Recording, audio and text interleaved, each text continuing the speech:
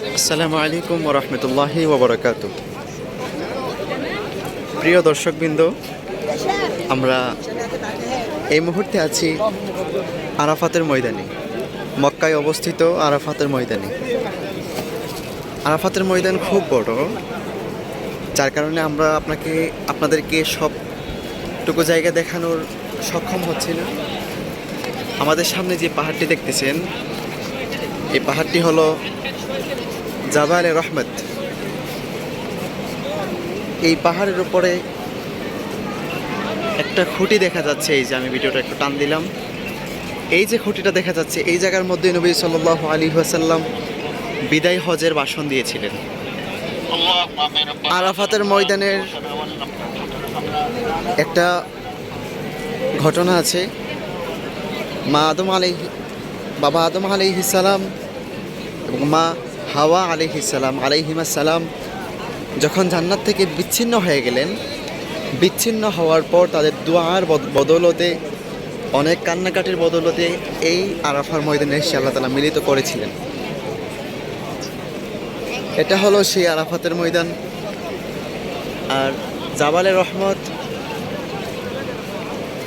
এটা তো বললামই যে পরে নবীজি সাল্লাল্লাহু আলাইহি ওয়াসাল্লাম ভাষণ দিয়েছিলেন। এখানে অসংখ্য নবী রাসূলগণ দোয়া করেছেন, সেই হিসাবে এখানে আমরাও দোয়া করব। এখানে দোয়া কবুল হয় এবং এটা দোয়া কবুলের জায়গা। হজের মৌসুমে এখানে হাজী সাহেবগণ অবস্থান করা, তাদের উপর এটা একটা ফরজ।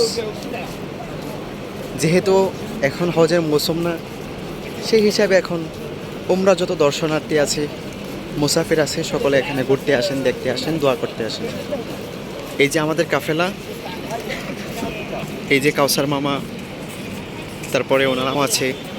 মুভি হলেও শরীরে অনেক তেজ আছে, আল্লাহ তাআলা তাদের হায়াত বাড়িয়ে দেন।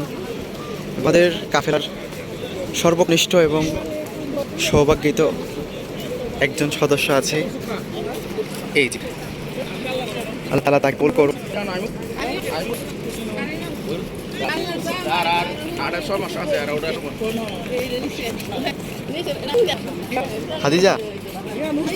হাদিজা,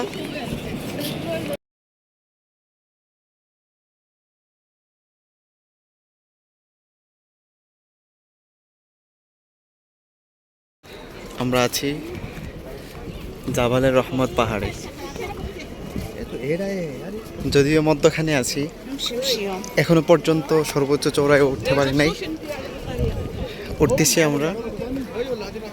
এই যে এখান থেকে কিছুটা আরাফাতের ময়দান অবলোকন করা যায়, সবটুকু দেখা যায় না।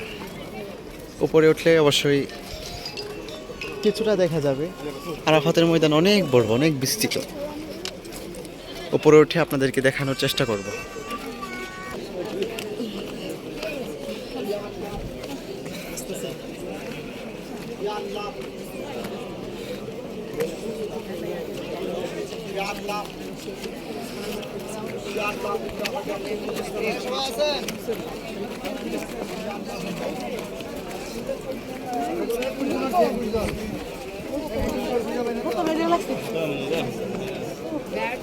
কে কাল লেগেছে গা?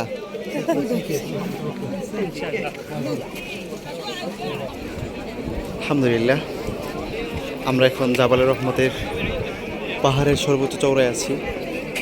এই যে পিলারটা দেখতেছেন, এই পিলারের জায়গায় আল্লাহ রাসূল সাল্লাল্লাহু আলাইহি ওয়াসাল্লাম বিদায় হজের ভাষণ দিয়েছিলেন।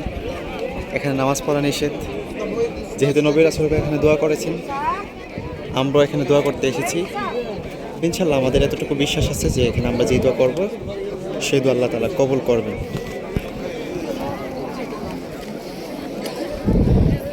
এখান থেকে দাঁড়ালে কিছুটা অবলোকন করা যায় এটার বিস্তীর্ণতা সম্পর্কে। এই যে চতুর্দিকে পাহাড়, চতুর্দিকে রাস্তা।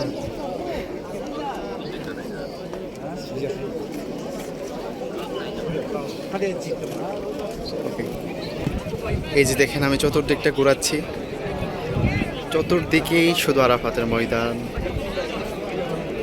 আরাফার ময়দান চতুর্দিকে অবস্থিত।